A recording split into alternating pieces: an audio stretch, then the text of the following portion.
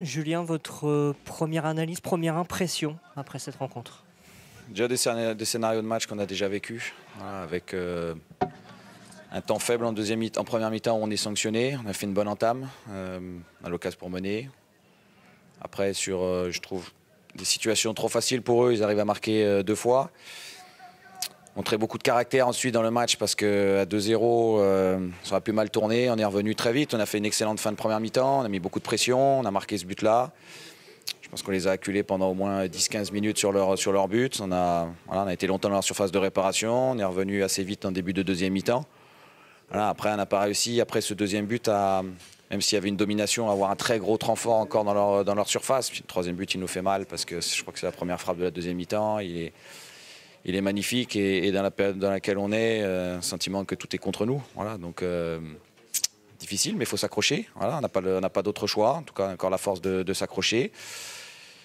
Je crois que dans le contenu, il y a de la matière pour dominer l'adversaire. Après, voilà, 2 matchs entre Paris il y a 5 jours et 3 aujourd'hui, où on fait des matchs où on n'a pas l'impression d'être inférieur à notre adversaire direct et on prend 0 points.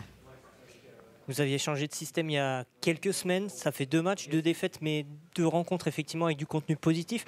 Est-ce qu'il y a encore d'autres solutions à activer pour aller gagner les matchs?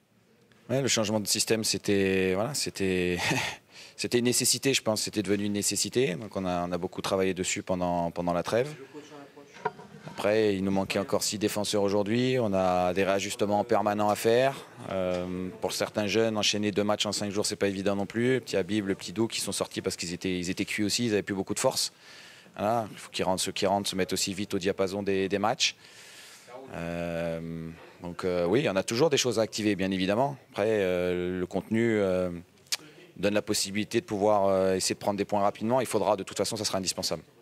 Est-ce que les sifflets de la Méno symbolisent l'urgence aujourd'hui de la situation? Oui, mais l'urgence, on la connaît, on a bien conscience de ça. Donc, voilà, un public qui manifeste un mécontentement logique parce qu'il y a de la frustration, parce qu'on n'a pas gagné à la Méno depuis le début de la saison. Donc, c'est logique. Il nous a tellement emporté, tellement supporté toute la saison dernière, encore beaucoup sur le début de saison, qu'il puisse montrer le mécontentement.